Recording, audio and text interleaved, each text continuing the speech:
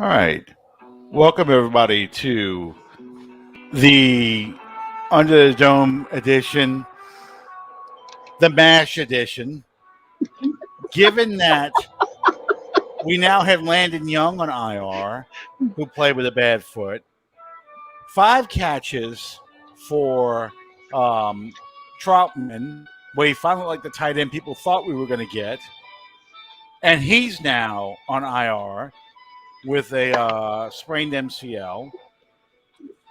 So, to quote Jim Moore, shit, I don't know if we have enough people to practice. We got a game in 2 days.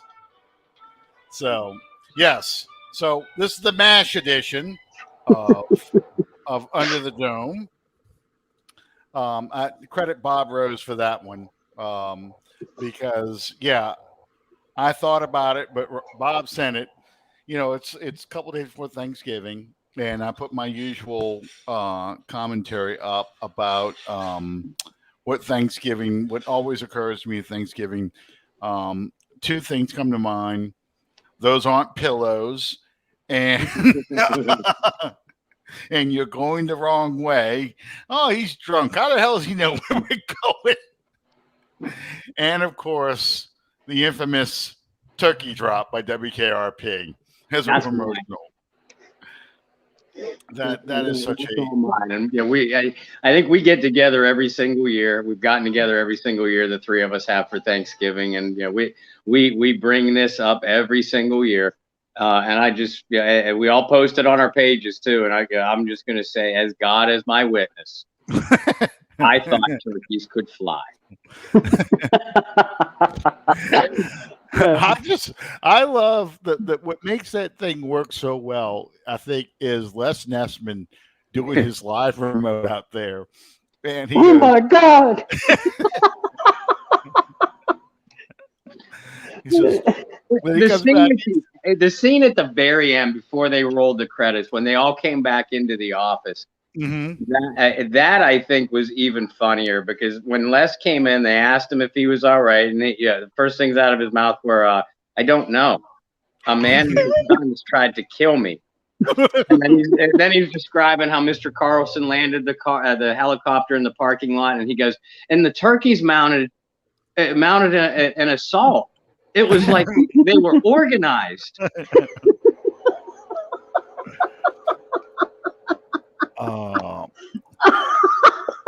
Look at this. Well, because the reason why Chad says I never knew the MASH song had words until this year. Suicide is painless. Suicide is painless. And if you watch the movie, at the beginning of the movie, it plays the song with the lyrics. Right. Yeah. And I'm old enough. Is painless. I'm old enough to have seen both the movie and back when Channel 4 WWL TV used to play it every Sunday night, 10:35, before there was 4th Down on 4. Here we go. It's MASH at 10:35. So you watch the old MASH episodes. So, I think I've seen every episode that they did. I know I have. Over the 30-something years. My brother does occasionally does a guest host on a MASH podcast. So nice. He's more hooked into it than I am. It kind of lost my interest after Frank left and Winchester came on, and it became much more serious. You lost some of the slapstick. Yeah. One of the best straight men of all time, Radar. I think he left about the same time as Frank, and they gave Klinger more airtime. To me, Klinger was more classic as just a bit part, a couple of scenes per episode. Mm-hmm. Yeah, he left. Radar left actually the year before it went off the air, because Radar is the only one. Gary Berghoff is the only one who would have been on the show. I'm sorry, I'm eating in front of you guys, but he's the only one that was on the show from the movie where he played the same character all the way. Look, there he is, my brother, Mashcast. Nice. That's the one he does. So, but Daniel, post a link to that on the bottom, so that way all of our let's just call them more seasoned, Saints fans that are watching can tune into you. Absolutely, please do. It's a fun podcast. It really is. They talk about things that I forgot about, and some stuff behind the scenes. So, yeah, season 8, but there were only 9 seasons, right? No, there was more than that. It I'm was on a couple of years after Radar left. Was it? It seemed like it. It was 73 to 83, so I think it's either 9 or 10 years. Because I have the final episode of MASH. 11. Wow. Okay. All right.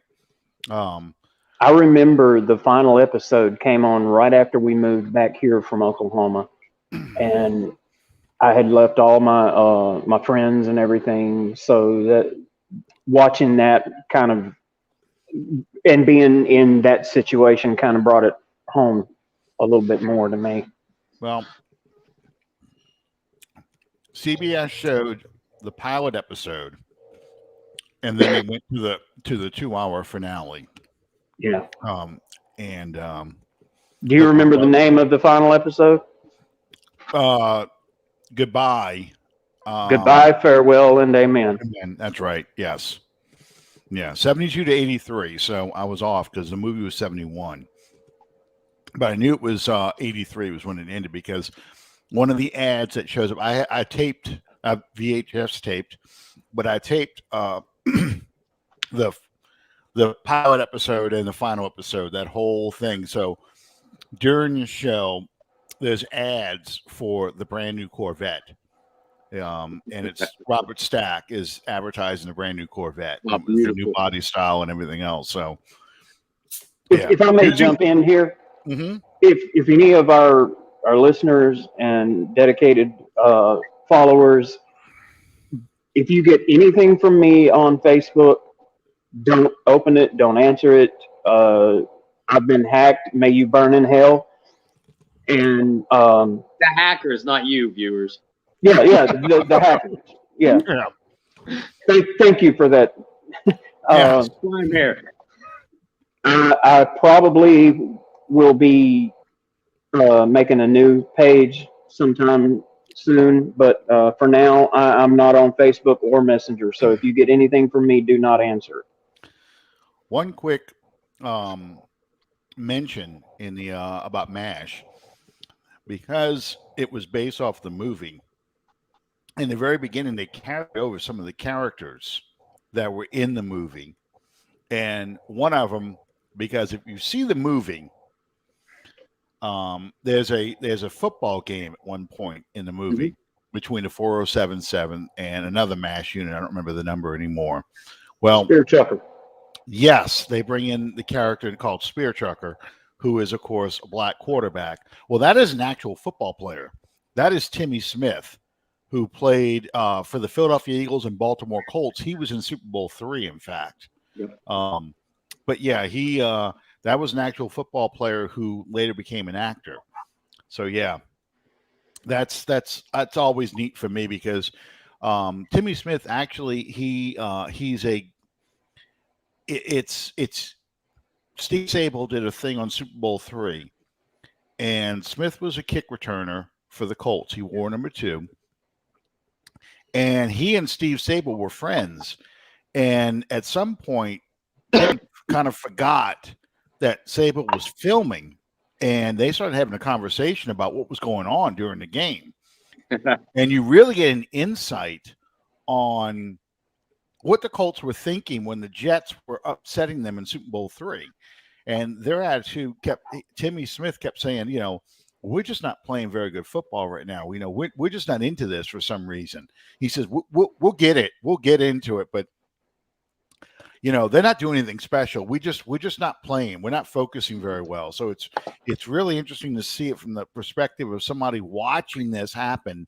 You're an 18-point favorite, and this game is slipping away from you, and you don't know how to stop it, So it's really good. And the reason why I bring that up, aside from MASH and everything else, guess who the first team the Saints ever beat for their first franchise win? I know the answer, so I'm going to keep my mouth shut. Yeah. Do you know, Sean? Oh, throw me under the bus. Yeah. Was it the Colts? No, it was the Philadelphia Eagles. Yeah. First team they ever beat was Philadelphia. And Timmy Smith's in that game. Walter Flea Roberts had a big game. He scored 3 touchdowns in that game. Gary Quazzo. Could have used him Sunday. Yeah. Gary Quazzo was behind center. You know, it wasn't Billy Kilmer. It was Gary Quazzo in that game. Yeah. So we actually, I think the Eagles have I think it was 18-11, now 19-11 season record against us. It's, you know, I know you wrote an article about that, Bob, what the series record was, but, you know, Sean Payton had done well against the Eagles prior to that game. Last 2 years, really. Last 2 years, yeah. So I guess my question is, what are the Eagles doing that makes it so hard for this team to beat them? I mean, we played them twice with backup quarterbacks. Yeah, so that plays into it, in my opinion. Also, as we were discussing off air, it boggles my mind that a team that is so staunch against the run with everybody else, for some reason, Philadelphia has our number. They just run all over us. What do you think is the reason for that, Bob? To me, Philadelphia's offense, the way it's schematically set up, does everything that that avoids playing into the Saints' strengths. And by that, I mean they don't have a traditional drop back quarterback. So, you don't have a stationary target for that pass rush to get to him. They don't they don't rely on their outside receivers to move the football. So you're not going up against Lattimore, Adebo, Roby every single down. You are using and I think I posted it on Facebook or Twitter as I was venting my frustration. The Philadelphia offense is set up like a first-year middle school football coach. It's a very, very simple offense run through an athletic quarterback, and the Saints can't stop it. Hurts, Hurts makes the Saints defense, which has a lot of fine athletes on it. He stretches them sideline to sideline, and he has the explosive ability to plant and cut, and that wears these guys down. Allowing guys like Miles Sanders or Boston Scott to pick up a couple of big gains against them as the game goes along. Once they pinch in on Hurts, it's really as simple as that. I mean, you go back and watch the film of any Philadelphia Eagle victory this season, and you're going to see that strategy.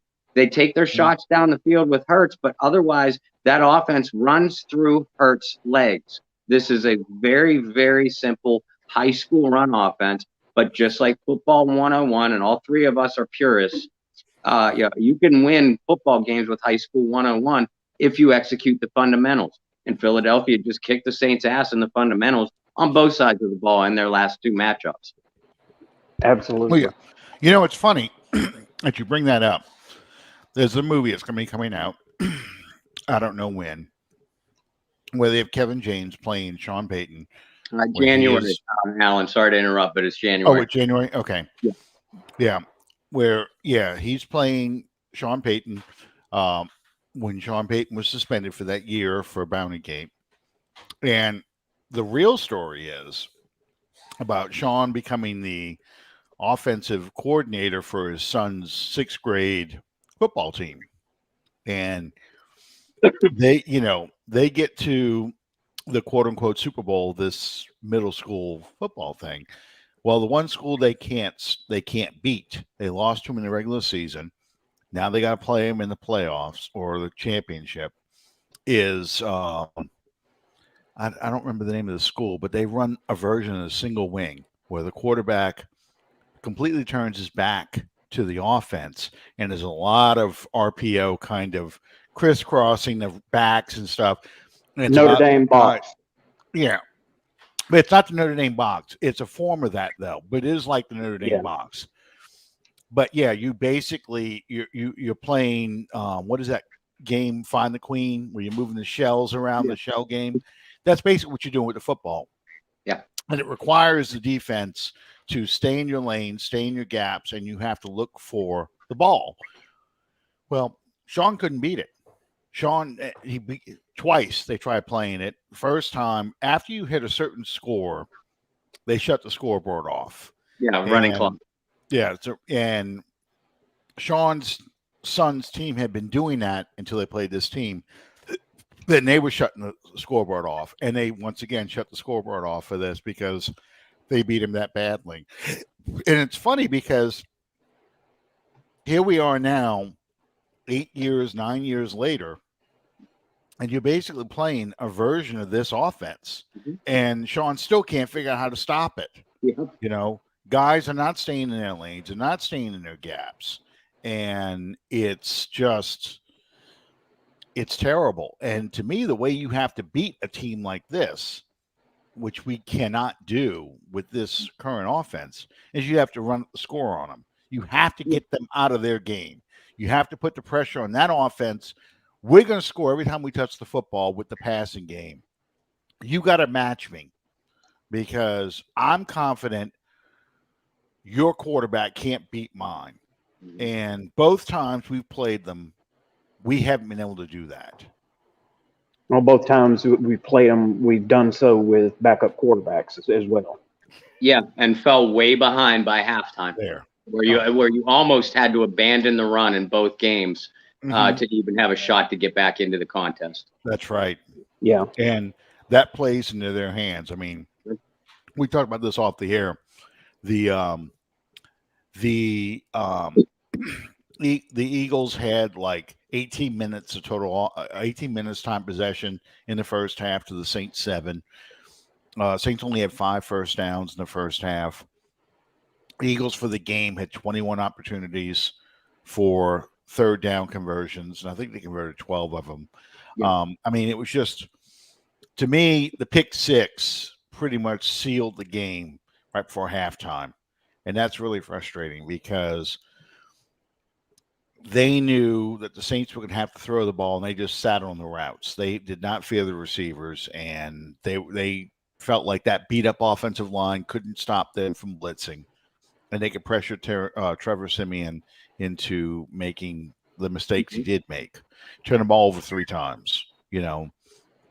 And guys, you're exactly right. Yeah, everything that Philadelphia did defensively coming into that game, they went so out of character. All year long, their secondary has been playing off coverage. They've been relying on the front 4 to get pressure on the quarterback.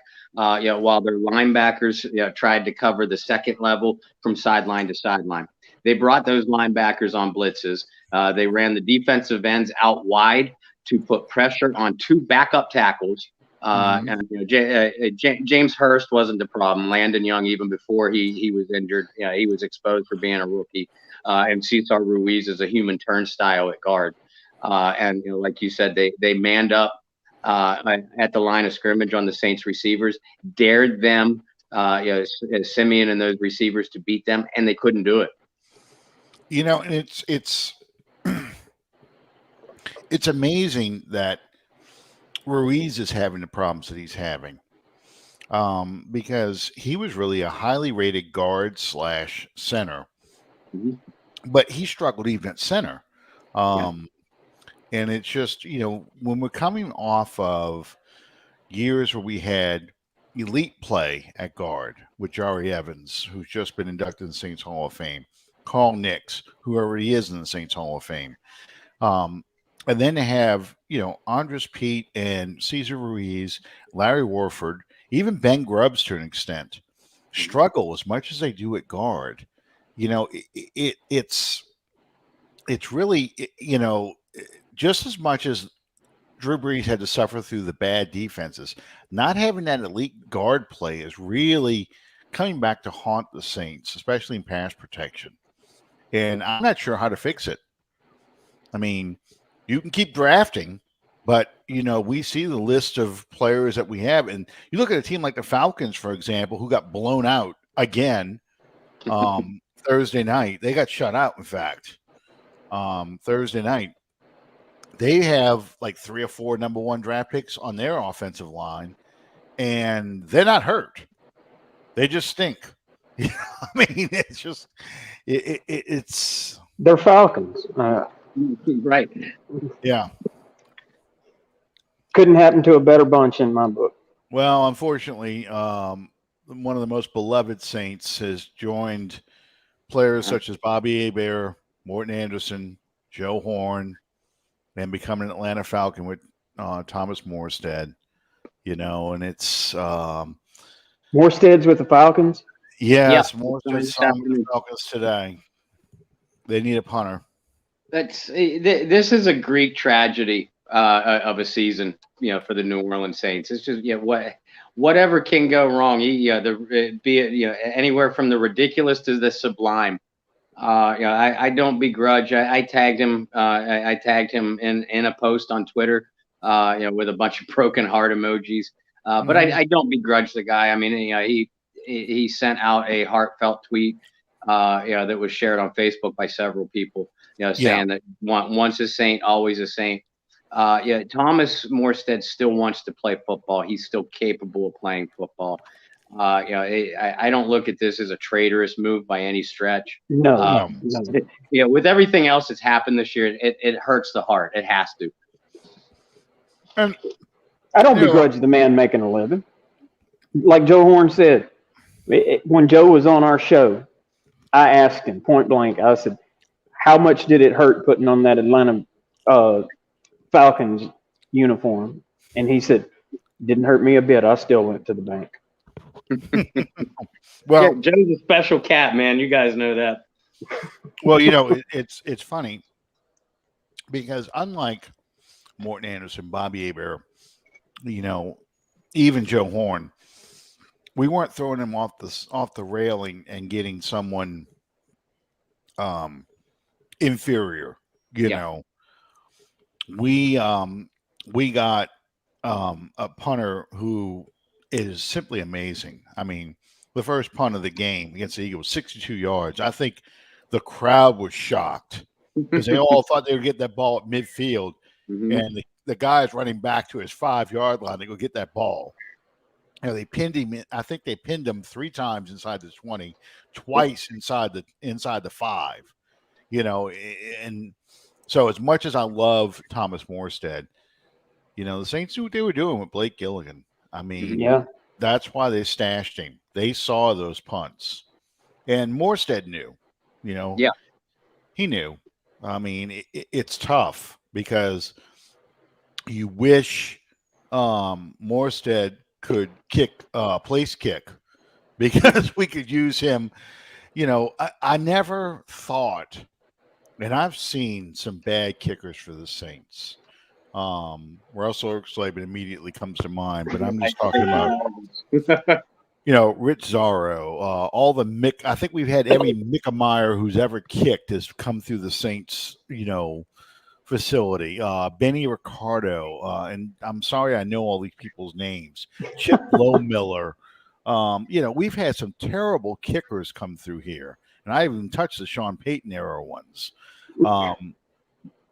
And yet I don't recall this many extra points getting missed. I mean, and badly. I tell people in 1980, the first game of the season, I think they played the 49ers. Yes, they did. Russell Erxleben had an opportunity to kick. If he would have kicked the extra point, either the Saints would have tied to force it to overtime or won the game. I don't remember anymore. And he literally kicked that ball sideways. I'd never seen that before in my life. And he was a straight-on kicker, not even a soccer-style kicker. He was a straight-on kicker, and the ball goes that way. And, Slavin did this pirouette and fell on the ground, collapsed like, a marionette cut his strings. And he beat his hands and kicked legs on the feet like a 2-year-old throwing a tantrum. And that I think that was the end of Slavin's place kicking, either that game or the second game, because then they brought Benny Ricardo after that. But yeah, he's still in prison. Yes, I believe he is. Good. He couldn't even embezzle people smartly.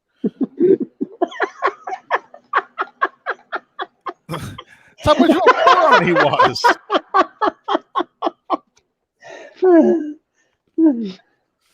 Guys, can we talk about one Saint and he is getting a little bit of publicity other than Gillikin, who has been playing lights out during this losing streak, and that's Marcus Davenport.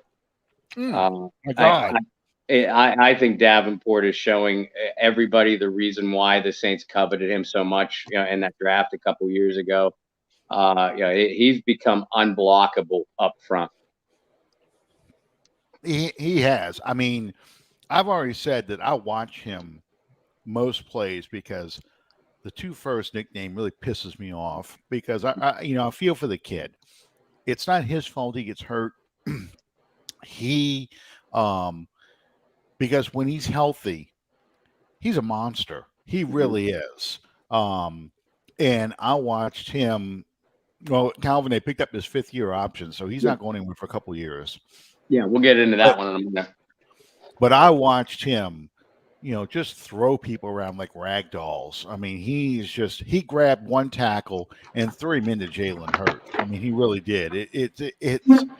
He's an amazing physical specimen. He just cannot stay healthy. It's a lot like Teron Armstead. Yeah. Teron Armstead's one of the best left tackles we've had this side of Willie Roaf, and he can't stay healthy. So when people talk about he's, 2 firsts and all these other things, he's a bust and stuff, it's like, no. I've seen bust players. Sean Knight couldn't get on the field. Exactly. Davenport, when he gets on the field, that defense changes. Yep. It becomes a hell of a lot more dangerous. And if you only look at sacks, I think he's got 4.5 in 3 games right now.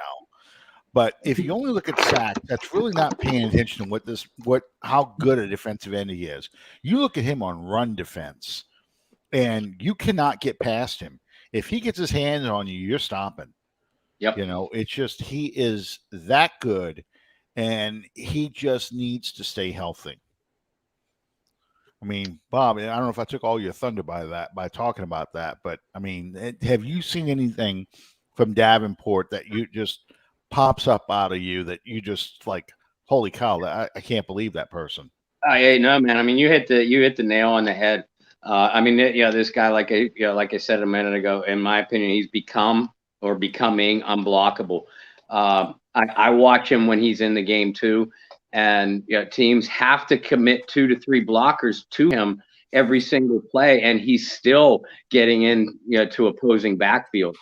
I thought you said it very well when you said that he's a very underrated and exceptional run defender. He gets pressure on the passer, even if he's not getting any sacks. Well, now those pressures are starting to translate into sacks. Mm-hmm. You're going to see this defense transform again down the stretch, I think. I know they struggled, especially in pass defense the last couple weeks before that Philadelphia debacle last Sunday. But Davenport, as long as he stays healthy, and we heard things from Cam Jordan, Demario Davis, Quan Alexander about how good Davenport really is, about how good they think he is. People just weren't paying attention because Davenport was just so often injured. But I've always been a fan of the kid's style of play. I just hope he can string it together because, like you said, to Calvin, Davenport's not going anywhere next year. They picked up his 5th-year option. And by the way, that allows the Saints to, some potential big-time salary cap relief too, because they're going to negotiate a long-term deal with him, because that 5th-year option always has an unbelievable escalation. So they're going to want to lower that figure anyway by extending him probably another 4 to 5 years. Again, we need to pray for long-term health, for that kind of deal to be successful. But that's probably gonna clear the Saints up about $20 million in salary cap space if that restructure is shuffled around right. Sean? Yes, I agree. I'm not too knowledgeable on the contract stuff. Well, that brings up an interesting topic. Hand me a paper towel, Allison. Thank you. But if they do structure it right, as you said, we could really use that salary cap relief. Well, that brings up the Taysom Hill extension. Taysom Hill just signed an extension for 4 years. It's all phantom money. That's the first thing you need to keep in mind. I think they said it's 140 million, something like that, something ridiculous. That he'll never see that money. But it's a 4-year deal. 22 million is guaranteed. They did this extension because they were going to be on the hook in 2022 for 8.9 million, regardless of whether or not Taysom makes the roster or not. Mm-hmm. So your thinking is, if you're the Saints front office, your thinking is, listen, if we extend him, we can cut that 8.9 million out, just like we want to do with Davenport when we extend him. You can cut that 8.9 million out. We'll guarantee you 22 million.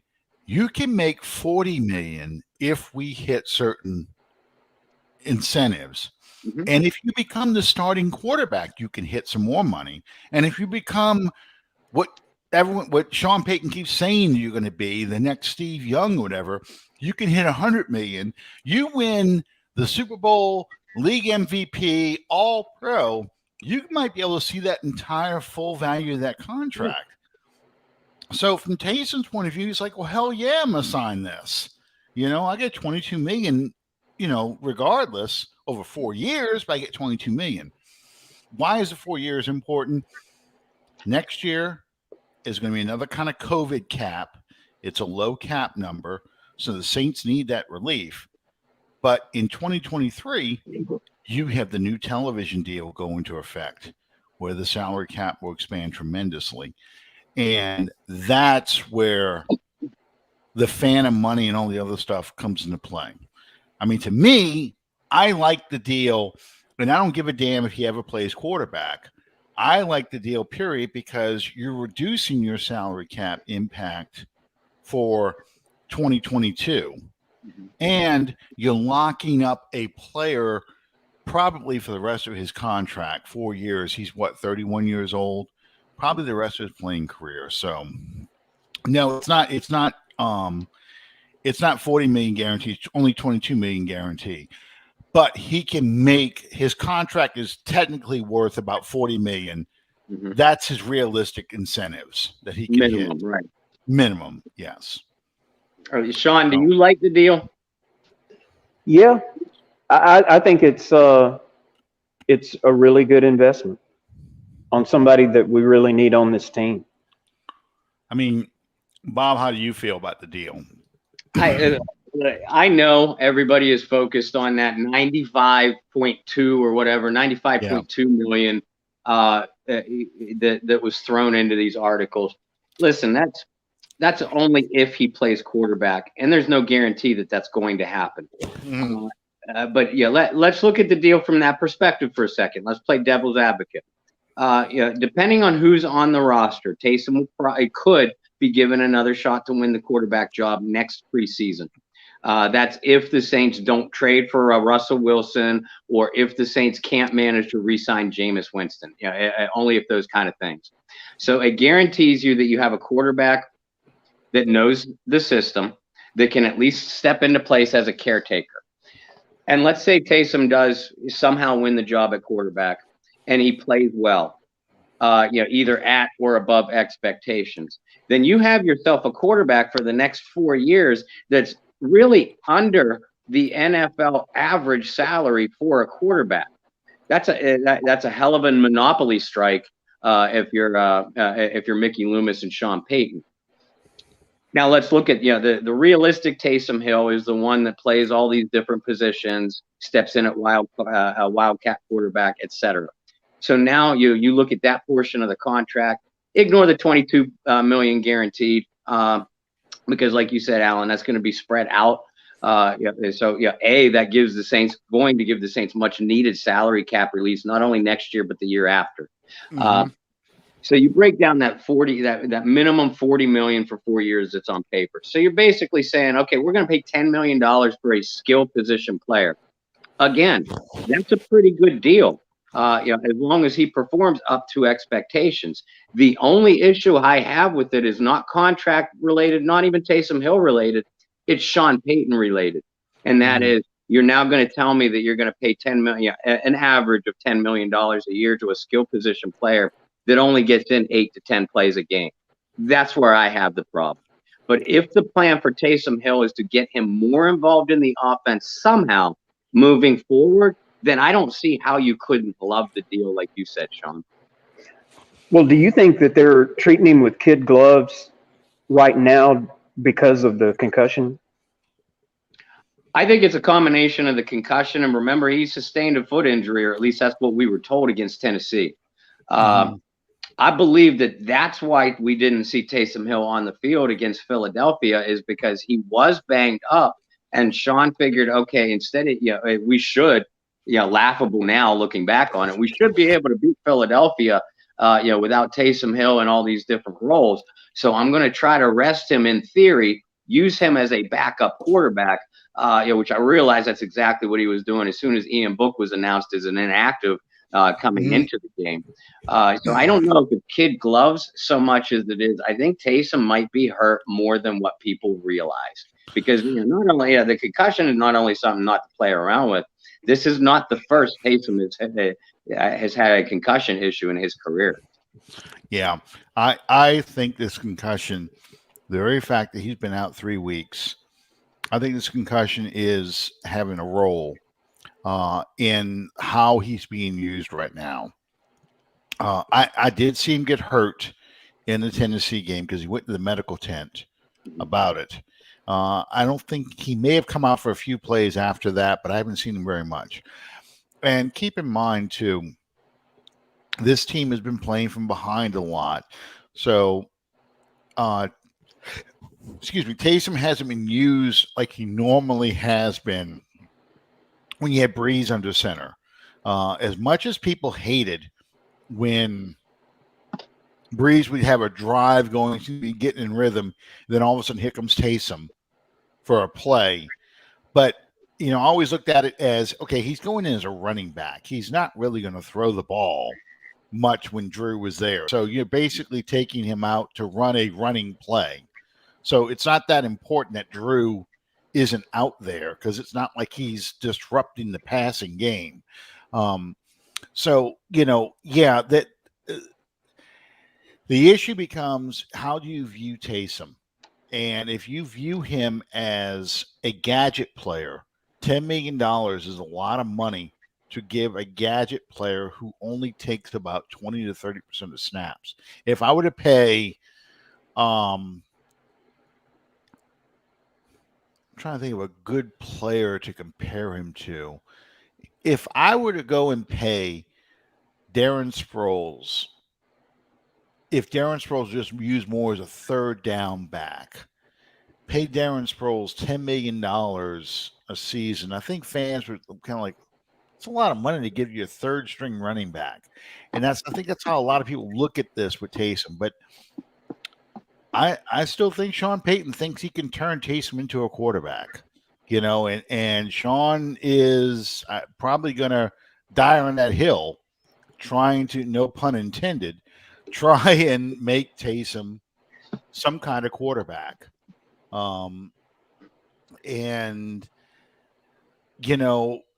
With, that invites the next question, but with, both Taysom and Jameis Winston's contracts targeted to expire, Ian Book was the only quarterback on the roster. I don't know if I think Trevor Siemian his contract expires too. I think he's only on a 1-year deal. I think you're probably right. Yeah, you have to be right because they Yeah. cut him and released him. So even if he was on a multi-year deal, that would have avoided. Right. So you're looking at a team that's going, well, okay. Assume it's the worst. If we do nothing with Taysom, we're gonna be on a hook for $8.9 million of dead money. Mm-hmm. We got to do something about that. We have one quarterback under contract. That's Ian Book.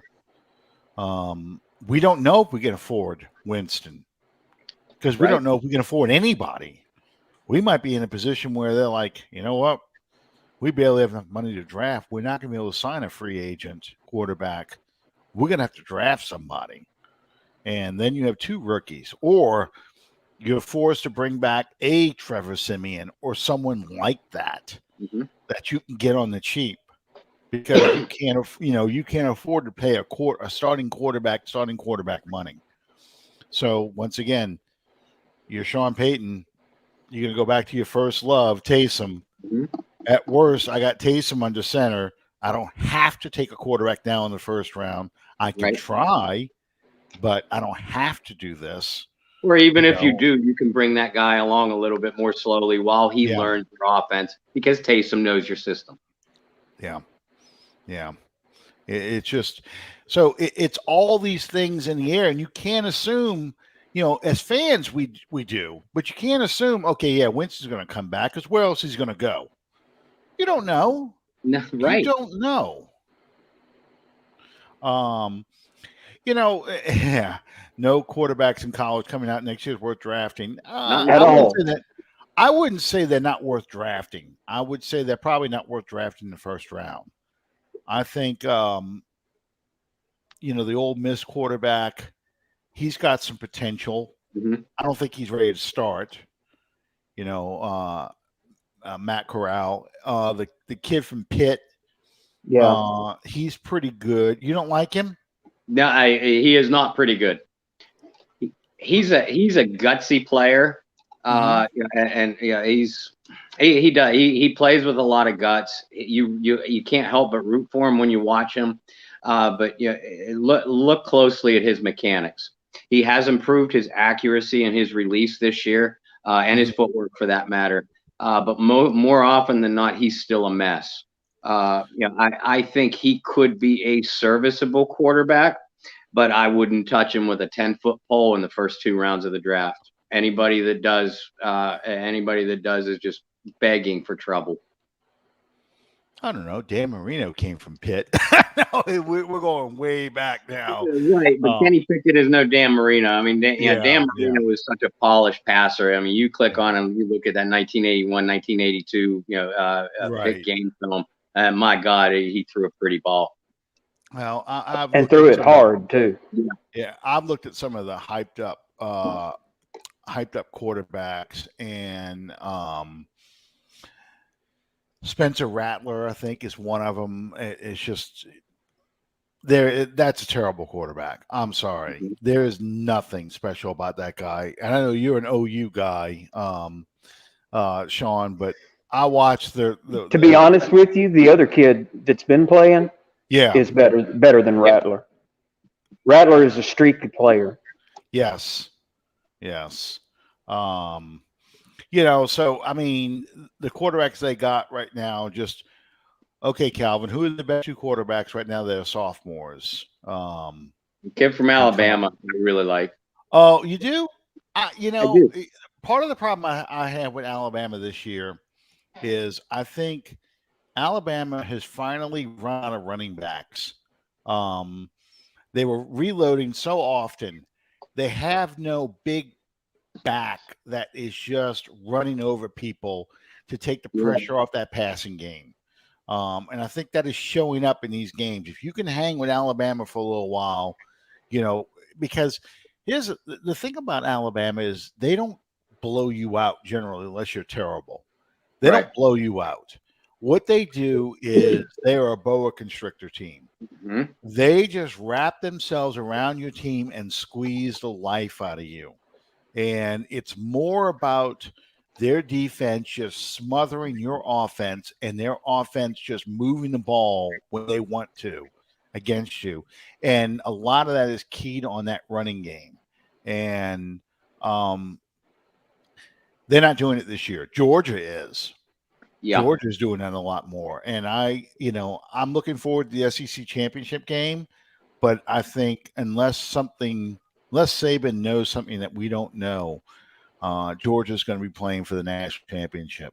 I don't know who the hell they're going to play, but I know they're going to be playing for the national. Ohio State. It's going to be Ohio State or a rematch with Alabama, because I think those three schools are just that heads and shoulders above everybody else. Yeah. Ohio State's going to get their ass kicked again in a national championship game. Yeah. Because I just don't. Ohio State's another team I'm not as impressed with. I mean, they beat the crap out of Michigan State this weekend. I say that. But, I mean, Ohio State, I have not seen, I guess, the level of consistency out of them that I used to see out of them, and that's – most of those Big Ten schools, they'll make a run during the season and get right to the finish line and stumble. Yeah. Michigan State, Ohio State. I always laugh because, Calvin says, living in Georgia, I'm about to go Rambo and people out here. There are more fans that show up for the SEC championship game with Georgia stuff than there are fans that show up for Atlanta Falcon games on Sundays. And again, it's always the case. It's the Falcons. Yeah. Well, and you know what? I try to tell people up here, I've been to games in Columbus. I've been to games in State College. And it is an experience. But I laugh at anybody up north here that says, "Oh, we love our college football. Go Penn State, go Ohio State, go Michigan, whatever the case may be." And I just laugh. I said, "No." I said, the South loves their college football. LSU, Georgia, Oklahoma, which has that South mentality. I know they're Midwest, but they have that South mentality. Florida State, the old Miami teams, you guys get fanatical.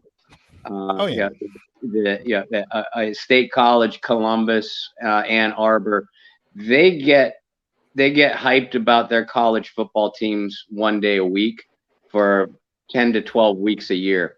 You guys go year round. That's what I've always admired, and thought you were a little off base, but I get it. Well, they love football, period, in the South. Yeah. And, I think a lot of the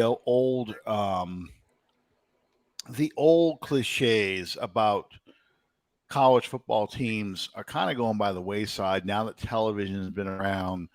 You're seeing a lot more similarities, but the things that haven't changed are the way that college football is played in the South and in the SEC versus the way college football is played in the North or in the West or especially the West Coast. South has always been about defense, and every team that you play, it's going to be about defense. We're going to beat the hell out of you with big guys, but we're also going to blow by you with fast guys. Yeah, and that's sorry to interrupt again. Yeah, that's where the South differs from most of the rest of the nation, is because the West Coast teams, the Penn States, Ohio States, Michigans, they take their best athletes that they recruit and they'll automatically put them on offense. But the SEC teams and last couple of years, the top ACC teams have put those same athletes on defense, and that's why, like Sean said, the Ohio States and the Michigan States and the Penn State, that's why they get their heads caved in when they go into these college football playoffs. Yes, absolutely, because they can't match the speed, and that is the fundamental difference. The cornerbacks are faster. The linebackers are faster. Even the defensive linemen are so much faster in the SEC versus, especially when you play a Notre Dame, for example. It's like two different speeds. out there.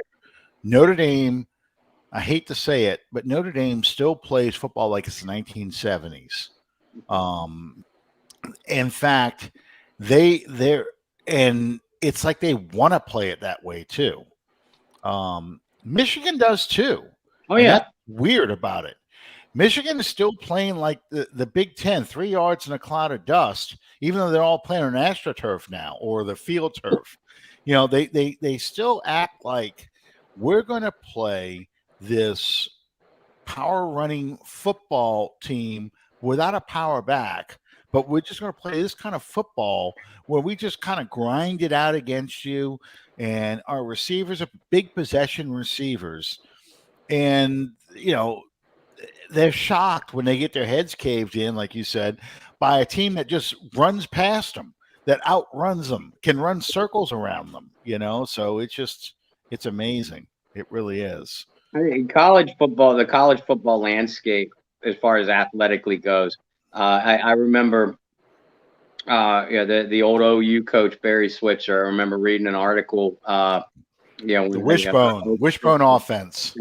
When Oklahoma was in a tight game with Nebraska, it was an old Sports Illustrated article, and Switzer, as only Switzer could, and I can imagine the drawl in his voice when he said it, because I told my coaches, "Hell with it, let's just out athlete them." Yep, that was always my goal in life. I wanted to play college football for Barry Switzer. Bootlegger son. Yeah. Yeah, and then Norm Osborne, who was, I think that was the name of the guy who was the head coach of Nebraska. Tom Osborne. I'm sorry, Norman You're thinking Osborne. Spider-Man villain, Norman. Yeah, it was Green Goblin. Yeah. I spent too much time in my Marvel Comics group. I keep calling people by comic book names because they're close to the real thing. Yeah, Tom Osborne. Hey, I got the Osborne portion right. Yeah, because I remember in the 80s, Nebraska came to play LSU, and this is when Bill Onsparger was head coach of LSU. And that was in the bowl game. Yeah, it was a bowl game. It was Dalton Hilliard and Gary James. Yep. But Nebraska came with these big corn-fed kids, big white kids, and they beat LSU that year. And I just couldn't believe the size. I couldn't believe the size of them. And we were fast and undersized, but they were just big and burly. So, with no necks. No necks. Nope. And that just was jaws straight out of the shoulder blades. That was Nebraska football back then. Yeah. So yeah. Oh yeah. Dean Steinkuhler. Yeah, Gary James and the one I remember watching. Now we're really going into the bowl games. Penn State versus Alabama in the Sugar Bowl. 79. And Herschel Walker. Yeah, well, no, before Herschel Walker.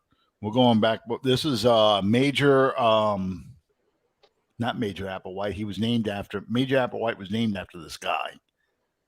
Damn. I just had it. Now I got Lee Majors in my head. Major Applewhite played at Texas. Yes, he did. But he was named after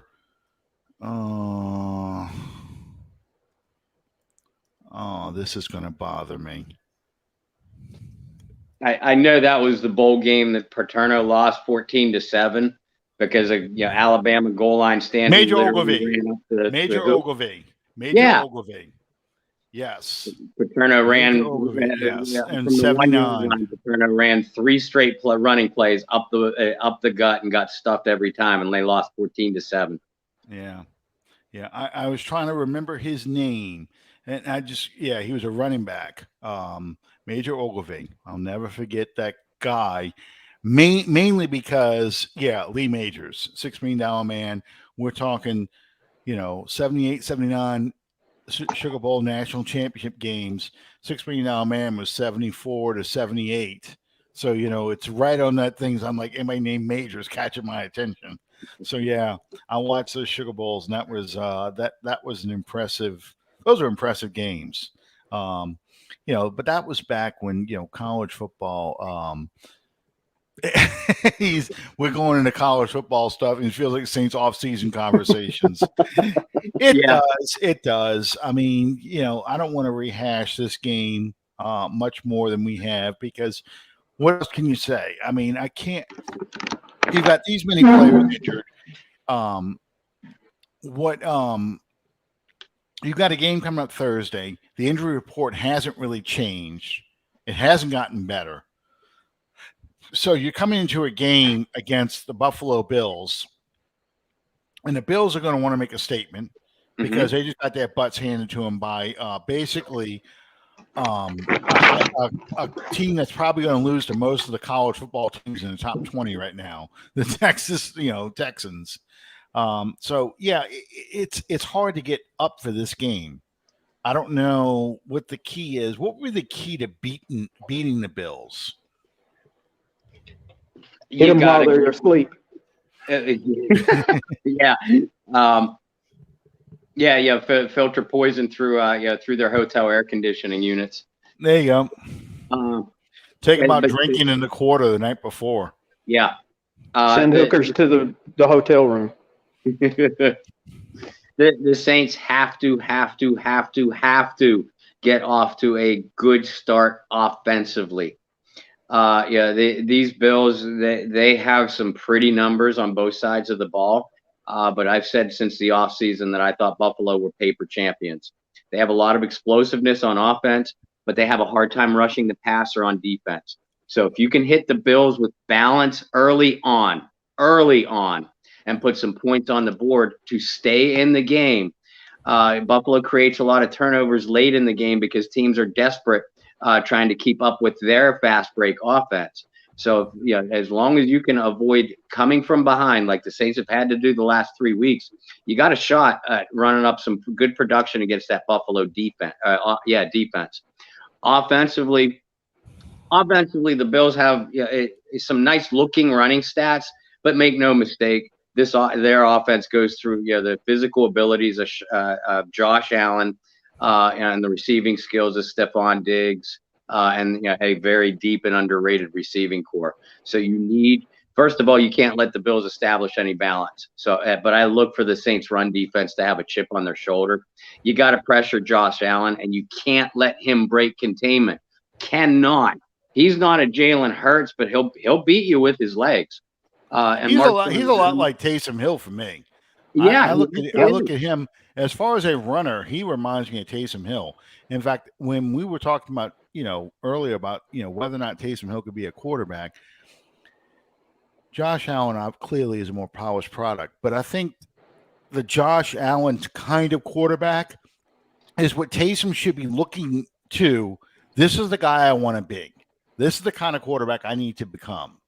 And I think that would be a fair comparison of Taysom Hill's ceiling is a Josh Allen. Yeah. As opposed to Steve Young and any of those other players. If you could do what Josh Allen does, you would be an effective quarterback. Absolutely. Can you see the comparisons there too, Sean? I agree with what Allen said. Yeah, for sure. Absolutely. He can throw. His accuracy obviously is much better than Taysom's, but Taysom pulls it down and runs with it just like Josh Allen does. The unfortunate thing about Taysom, and I've said this for a while, the unfortunate thing about Taysom is Taysom needs to go, needs to be in NFL Europe again. There needs to be some sort of developmental league where he can go and play quarterback and learn how to better view a defense under fire. Again, you look at a guy like Kurt Warner, you look at a guy like Jake Delhomme, two guys that really improved the games by playing in that developmental league, by playing in NFL Europe. Again, that's not to say that Taysom will be a Kurt Warner or even a Jake Delhomme, because they were more polished products coming out of college. But what made Kurt Warner as good as he was the fact that he got to play in NFL Europe. He got to play in arena football. He got to play he just got the reps that he needed to improve his mechanics and improve his release and get that clock going faster in his head. All those things that you just don't get anymore because the NFL is so much of draft. You got to get in there and play, sink or swim. If you can't cut it, we got to cut bait with you, and we're moving on. And to be perfectly honest, I don't see that happening for Taysom. Strictly, first and foremost, because of his age. He's not got enough career left to get those kind of reps. No, he doesn't. I mean, he's 30 years old, 31 years old. And they're not going to bring back an NFL Europe. They're not going to bring back a developmental league. As much as this league likes to make money, and they're talking now about expanding maybe to 40 teams, which is insane. Wow. Bringing a spring football league, well, that's going to lead to something else I'm going to talk about in a second. But bringing a spring football league like an NFL Europe would make so much more sense for the NFL to kind of expand its market and make football year round, only from the standpoint of you're not going to put stars in. You're going to put guys like a Kevin White. You put guys in there who are trying to make it in the league that need that development or need to have people see them play. That's who it's really for. Speaking of spring football, Sean, I don't know if you know this or not. I know Bob does. Our old friend from the 1980s is back. The USFL. Which I used to enjoy the hell out of watching. I did too, man. I loved it. That's where Bobby came from. Yep. Bobby did. Kelvin Michigan Bryant. Panthers. Yep. Kelvin Bryant, Anthony Carter, Sam Mills, Vaughn Johnson, Reggie White, Memphis Mora. Showboats. Yeah. Who's it? Jim Mora. Yep. Jim Kelly, Houston Gamblers. Yep. They are Ricky bringing Sanders. back Ricky Sanders. Yeah, another one. I mean, if you want to know why the Saints became winners as fast as they did, you cannot ignore the impact the USFL had on the Saints roster that year. Absolutely. You've already had a good core from what Bum Phillips drafted. Jim Mora came over. You got a good coach in USFL. You had a great draft in '86. But Antonio Gibson, Mel Gray, Vaughn Johnson, we talked about, Sam Mills, those guys, Van Jakes, those guys coming in from the USFL really injected that offense. Bobby Hebert fixes your quarterback problem. Yeah. I think Steve Sidwell came with Mora too. I think Sidwell was Mora's coordinator with the Philadelphia Stars. Yep, he did. In fact, most of that coaching staff came over with Mora. Because that was all his people. That's where he came from. Carl Peterson was his general manager. He became general manager of the Kansas City Chiefs. And the reason why the Chiefs got to be really good in the late 80s and almost the entire 90s. The Washington Redskins, how they went from being a dominant team in '83 to back in the Super Bowl by '87.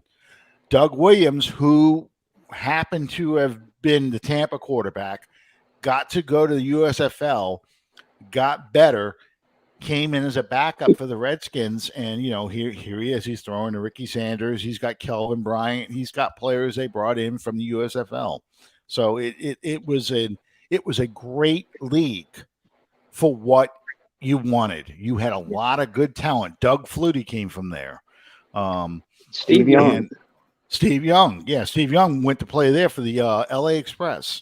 Yep. And we're sitting here talking about how a player like Taysom Hill needed a developmental league. For Steve Young, who would have been a number one draft choice anyway, coming out of BYU, but might have had those same kind of struggles. Steve Young and Doug Flutie, who forged together a long NFL career, not elite, but long. Those two were able to develop their game a little bit by the time they got to the NFL, and their careers were better for it. Yeah. So, I mean, it wasn't just Donald Trump, although Donald Trump drove it. Donald Trump wanted. We talked about this before. Donald Trump wanted to be an NFL owner. He wanted to buy an NFL team, and they wouldn't sell it to him. So he bought the New Jersey Generals with the intention of forcing a merger. Yep. The USFL clearly had talent, and they were clearly becoming a better football team, but a better football product, I should say. But they didn't have the stability. They didn't get the financial contracts that the league needed to sustain itself. And he tried to force that merger by going head to head with the NFL, thinking he could sue them for antitrust in 1 year. And it's amazing how many, if you think about the World Football League, the XFL, all these leagues that have tried to start up and they all failed, just like the USFL did. The thing they never learned, excuse me, from the AFL, the American Football League, is patience. Yeah. Build the team and develop the league first and develop that patience. And they're so eager to get into the big money. And the USFL had the best chance of forcing a merger. They really did, because they had the talent. They were outbidding the NFL for a lot of players. Mm-hmm. Herschel Walker, who you mentioned earlier, was a big star for the Generals. I mean, we can just go. Every team had studs. Yeah. Mm-hmm. And that's what made it a good product, because you could see these players that you were pointing at going, okay, clearly that's going to be a great player in the NFL. And sure enough, when they got to the NFL, it was like a huge talent influx. And that's the lesson I always got out of the USFL. You've got to be patient like the AFL was. Build up the fan support, build up the contracts with the television networks, and then go for it. In 10 years, let's see if we can get a merger. Don't try it in year 3, because year 3, the AFL would have failed if they tried to do it in year 3. I mean, by year 3, the New York Jets were still the Titans, and they were bankrupt. So I mean, that's just how I look at it. But I'm kind of excited. The New Orleans Breakers are coming back. They were only in New Orleans for a year. Marcus Dupree. There you go. I was wondering if you were going to remember, Mr. OU, who the big star was. But that's where he sustained the injury that ended his career. Yep. Well, didn't he get injured in Oklahoma too? No. He got into some kind of trouble, though, because he left as a sophomore, if I'm not mistaken, right? He and Barry Switzer clashed over something. It's been so long since I've heard the story, I can't really remember. But he played, I think, his sophomore year at OU, and he played in like the Sun Bowl or something, and he rolled up some massive numbers. My brother mentioned Marcus Dupree just as you said it, because I know why he remembers him. Because Walton and Johnson, when they were the Q Morning Crew, they have a guy who does voices, and he was imitating Marcus Dupree, and it was hilarious because it was just, I don't think Marcus Dupree really sounds like this, but it was hilarious to hear this guy. Everything was always, he's a truck driver now. Yeah, everything was always basically. Every sentence would start out. He had this high pitched voice. He also did Kenny Stabler too. So it was this guy was pretty. It's Steve Johnson. He's pretty talented with all the voices. So yeah. So when Marcus Dupree would do the USFL update, that's what we would get. It would be hilarious. But do you know who the lead rusher was for the Breakers? Buford Jordan, future Saint. There you go. I love you. My first pro football game was in 1984 when I was down there with my grandparents, for I think 4 or 5 months. We mainly went down for the World's Fair, but we stayed, and we got there, late spring, so the USFL season was still going. Went to see the Breakers host the Birmingham Stallions, and quarterback Cliff Stout. Bradshaw's backup. Ex Steeler, yeah. Bobby Scott, who is Archie Manning's backup, left the Saints to go play for the Chicago Blitz, and Brian Sipe left the Cleveland Browns to go play for. He was with the Generals. Yeah, that's it. Yeah, which pissed me off because I was mad that the Browns did not they lost in the AFC Championship in 1980. I was pulling for them to beat the Raiders. Red right 88. And the mistake by the lake, and I wanted Brian Sipe and the Cardiac Kids to go one more time, and he never did. He left, and Sam Mitigliano got fired not long after that, but Marty Schottenheimer came in behind him. So I can't fault the Browns too much, but I was mad at the time that I really wanted to see the Browns get their opportunity. Well, they've had plenty of opportunities. They just didn't capitalize on me. Well, yeah. I mean, the drive, I watched that game happen. 2 years in a row, the drive and then the fumble. And the fumble, I felt really – Kelvin Bryant is – I mean, not Kelvin Bryant. Ernest Biner. Ernest Biner was another USFL, I think, USFL alum. But wait, what? It's funny, Sean, because whenever I go out to Ohio for any reason, I have a couple friends up in Cleveland. One girl is a huge Browns fan. Where I go to the Pro Football Hall of Fame, I make sure I dig out my old Denver Bronco gear, the Denver Elways, and I will make sure to wear something Bronco related when I'm in Ohio every time. Oh God, aren't you nice? Why don't you go sit in front of the Browns jersey and go, and this is where the drive happened. Of course, that was actually the fumble because the drive was in Mile High Stadium.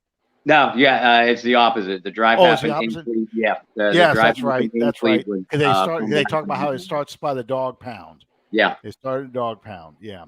But yeah, I was taking the Christmas tree down when I was in college, and I had that game on.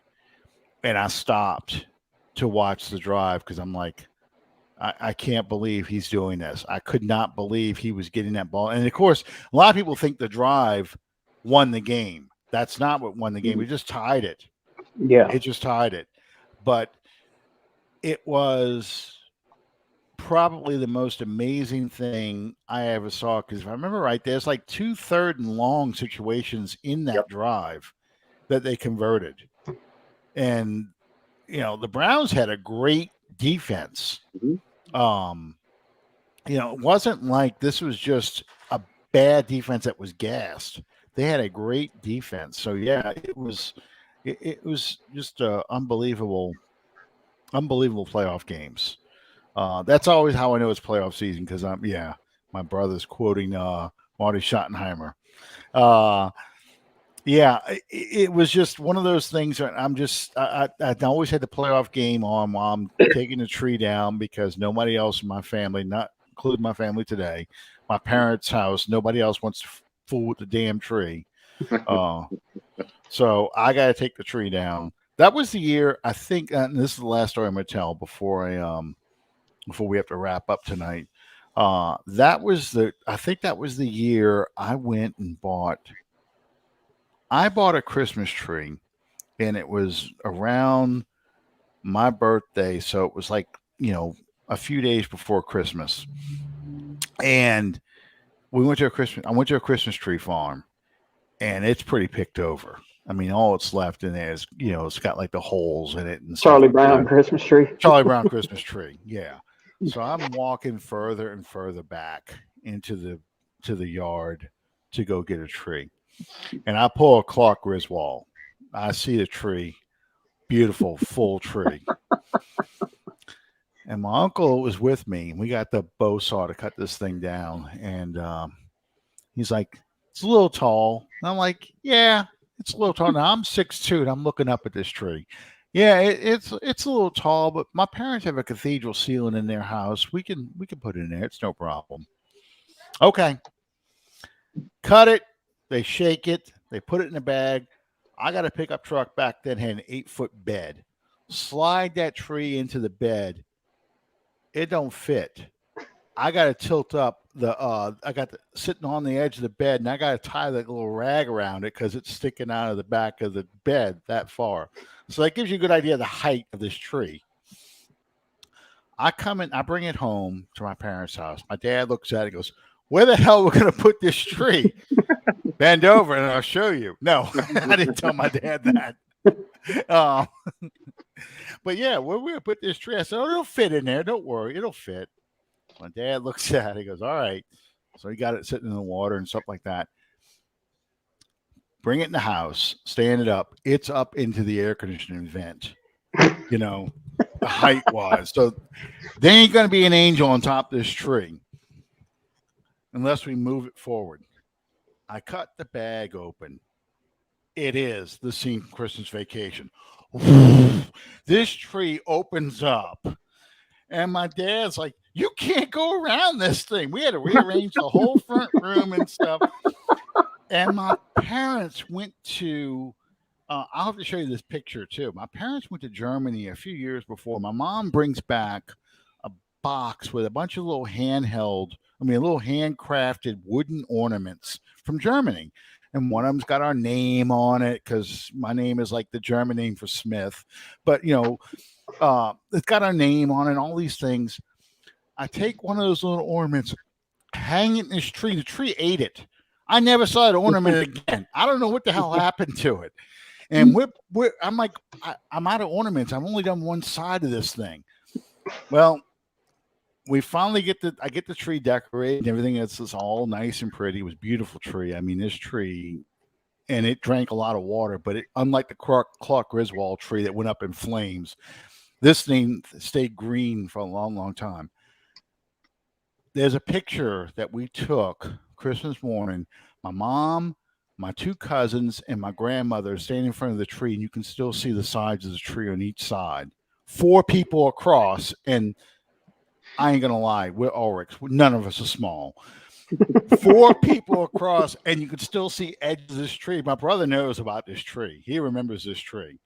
So yeah, that was one of our biggest Christmas trees I ever got. I hated taking it down because it was gorgeous. But I am not kidding. When we cut that bag open, that's why Christmas Vacation is one of my favorite movies. It really did. Whew, these branches came out of nowhere. I'm like, what the hell? It was not this big when I cut it down. But yeah, my dad really did ask, "Where the hell are you going to put that tree?" Bend over and I'll show you. Of course, we didn't put the lights up like that. I've never put lights up like Clark. Anyway, that's my story tonight. My Christmas story right before we get Thanksgiving. Bob, what you doing for Thanksgiving? Lauren, myself, and the kids are going to Lauren's sister's, my sister-in-law and brother-in-law's place, about 20, 25 miles from us. We'll get together, on Thanksgiving then. I will probably have to leave the festivities early, of course, because our Saints do play that night. Brendan Boylan and I will be doing a pregame show, as we always do, about an hour or so before kickoff. But looking forward to enjoying the afternoon. I'm glad the Saints don't play until the evening. Sean, how about you? What are you doing? I will probably be sleeping most of the day. You're supposed to do it after you eat the turkey. Well, I mean, I work the reverse schedule. Remember? Yes, that's true. Yeah. But I do. I'll work tonight. I'll have Wednesday night off because we won't be open Thursday. Yeah. And then we've made the arrangements to where I won't have to work Thanksgiving night like I normally do. So I have 2 nights in a row off. Nice. I don't remember the last time that happened. Well, Sean, I invite you over, but it's going to be a long ride to come down to New Orleans. Yeah, Uber would probably eat me up on that. Yeah, but we're going to have some people over. Like my wife. We're in the middle of home renovation, so this is the small Thanksgiving thing. Next year, I fear to God what this is going to be like. My wife's going to want to have the Thanksgiving blowout of all blowouts. And I'm afraid toast, popcorn, jelly beans, and pretzel sticks ain't going to cut it this time around. But yeah, we're gonna have because she's gonna show off a new kitchen, and we're gonna have a ton of people over because my wife likes to have a lot of people over. Um, I grew up with a lot of people coming over for Same. Thanksgiving, and the idea back then was that everybody brings a dish, Yeah. and my dad used to get frustrated because the things that most people brought to come to our house to eat were ass and face. So, so that was my Thanksgiving. But yeah. So next year it'll be a major blowout. So I am officially inviting you guys. If y'all want to make the trip down here one Thanksgiving or Christmas, you're welcome to come down here because next year my wife's gonna want to show off this kitchen that we're paying a fortune for. Um, what's this? Okay. Calvin is got a cartoon to work on, so I'll be working for Thanksgiving. What cartoon, Calvin? We have to find out what's going on. Calvin's throwing some interesting things out. Yes. I'd like to know what kind of cartoons he's working on. Is this an R. Crumb cartoon? Is this one of those cartoons? Bugs Bunny? And then poor Chad, he's got me in Dulac, which is down the bayou. Yeah, that'll be interesting. That'll be interesting, Chad. I'm sure you're going to get a ducking out of that. So thank you guys for joining us. As usual, we go way over time, but it's always fun. Plus, I got to tell stories. I'll tell you my Christmas stories one day. That's just the Christmas tree story. I'll tell you about the Christmas stories, beginning with the freeze story. Remind me of that one day when it froze on Christmas Day, and my dad's out in front of the pipe along the side of the house with a hair dryer, trying to defrost the pipe just so water will run in our house. That was Christmas morning one year. I think it was '82. Yeah, I'm sure you've been in that kind of thing before too. Yep, and I also have a Christmas Eve story that I want you guys to remind me, to tell as we get closer to the holidays. It involves a deer ambush, and I'll just leave it at that. Wow, Calvin's working in American Anime. He has his own comic book coming out next year. That is awesome. That is awesome. Calvin, I have over God, make us sound like underachievers. I have over 10,000 comic books, Calvin. So I am into comic books, big way. So I'd love to hear about this one day.